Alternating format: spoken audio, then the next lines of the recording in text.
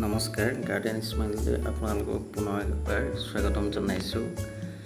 আজি মই ইন্দ্ৰমালতী কাটিং আপোনালোকক কেনেকৈ কৰোঁ তাক দেখুৱাব বিচাৰিছোঁ। বৰ্তমান এই সময়টো ইন্দ্ৰমালতী কাটিঙৰ কাৰণে খুব উপযুক্ত সময়।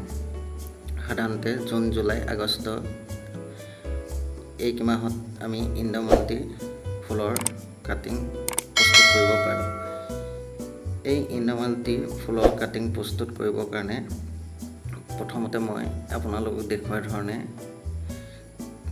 কেঁচুসাৰ, সমপৰিমাণৰ বালি আৰু সমপৰিমাণৰ কোকোপিট ব্যৱহাৰ কৰিছোঁ আৰু লগতে এই ফাংগিচাইড পাউডাৰটো ব্যৱহাৰ কৰিছোঁ। আপোনালোকক ইয়াৰ আগৰ ভিডিঅ'টোত দেখাইছিলোঁ কেনেদৰে মই পটিং মিক্স তৈয়াৰ কৰোঁ। ঠিক সেইদৰে এইবাৰো মই পটিং মিক্সটো তৈয়াৰ কৰি লৈছোঁ।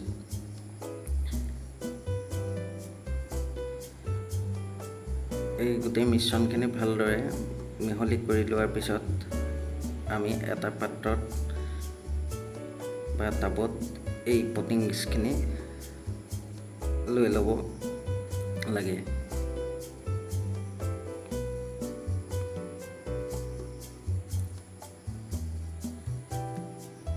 এয়া মই পটিং মিক্সখিনি এটা গামলাত ভৰাই লৈছোঁ।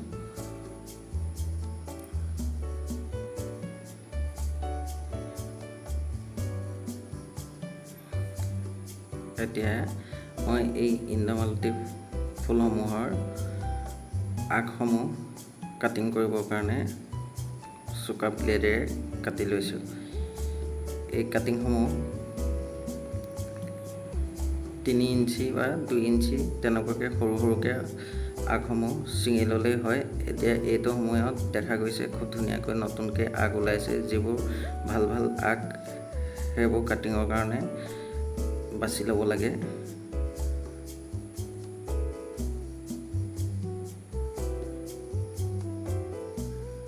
আৰু এজোপা ফুলৰ পৰা এনেদৰে বহুত কাটিং পোৱা যায়।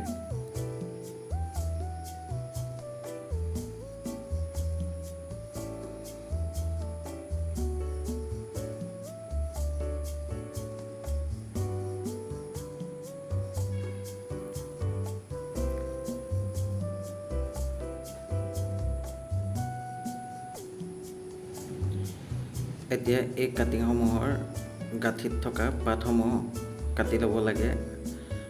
সাধাৰণতে 2টা বা 3টা পাত আগটোত ৰাখিব লাগে।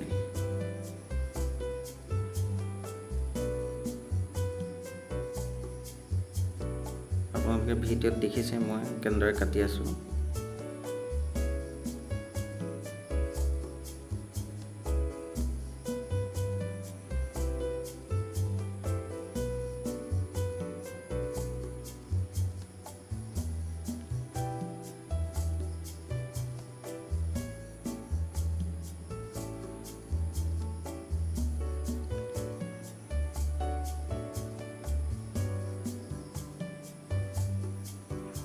এইদৰে কাটি লোৱাৰ পিছত গাঁঠিটোৰ তলত মই দেখুওৱাৰ ধৰণে 45 ডিগ্ৰী বা হেলনীয়াকৈ কাটি ল'ব লাগে।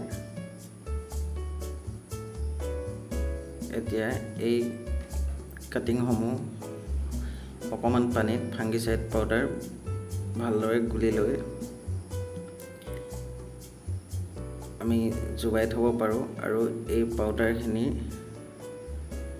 গুলি লোৱাৰ পিছত আমি ফুল ৰুবলৈ লোৱা পাত্ৰটোত ঢালি দিছোঁ। এইদৰে ঢালি দিয়াৰ পিছত পানী দিয়াৰ প্ৰয়োজন নাথাকে।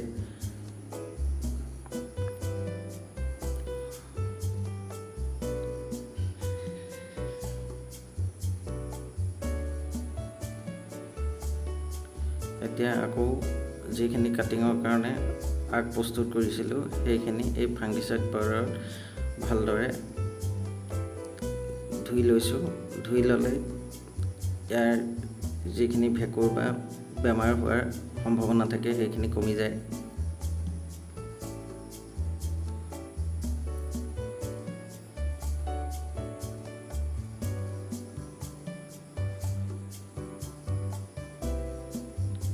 এতিয়া মই ৰুটেক্স পাউডাৰ অলপ লৈ লৈছোঁ। এইটো হৰমন হয়।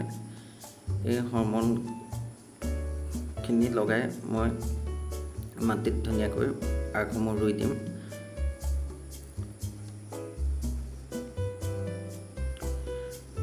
আগসমূহ ৰোৱাৰ আগতে লাঠিডালে কিবা এটা লাঠি লৈ খুচি খুচি ল'ব লাগে, যাতে আগটো কষ্ট নোপোৱাকৈ সোমাই যায়।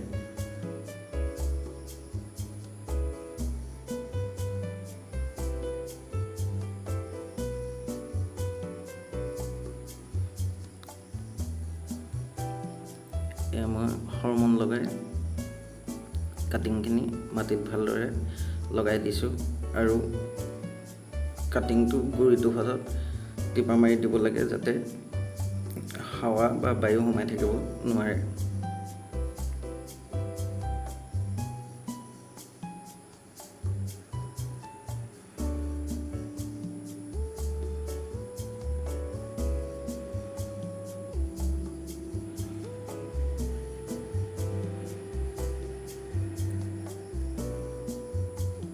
এইদৰে কাটিংখিনি ৰোৱাৰ পিছত মই গ্ৰীণ হাউচলৈ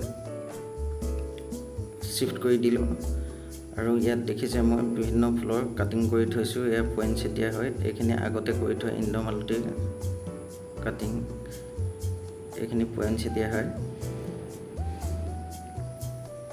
আৰু এটা কথা মন কৰিব লাগে, এতিয়া এই কাটিংখিনি সদায় ছাঁ পৰা জেগাত ৰাখিব লাগে আৰু বৰষুণ নপৰাকৈ থ'ব লাগে। আৰু পানীও খুব কম পৰিমাণৰ দিব লাগে।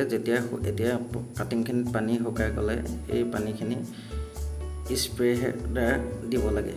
আৰু এয়া মই কাটিং অলপ ট্ৰান্সপাৰেণ্ট কৰিছিলোঁ, নতুনকৈ কফি কাপত এইবোৰ দি দিছোঁ। কেইদিনমানৰ পিছত আকৌ এইখিনি টাবত দি দিম। মই নতুনকৈ এই ইন্দ্ৰমালতী কাটিঙৰ পৰা ফুলাৰলৈকে এটা চিৰিজ আৰম্ভ কৰিম বুলি ভাবিছোঁ। লগতে আপোনালোকক এয়া দেখাইছোঁ যোৱা বছৰ মোৰ ফুলনিত ফুলি থকা বিভিন্ন ইন্দ্ৰমালতীৰ প্ৰজাতিসমূহ হয়।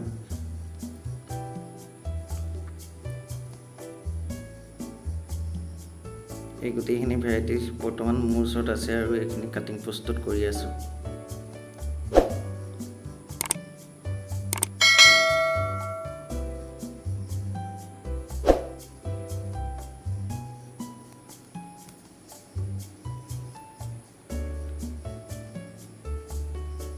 ধন্যবাদ।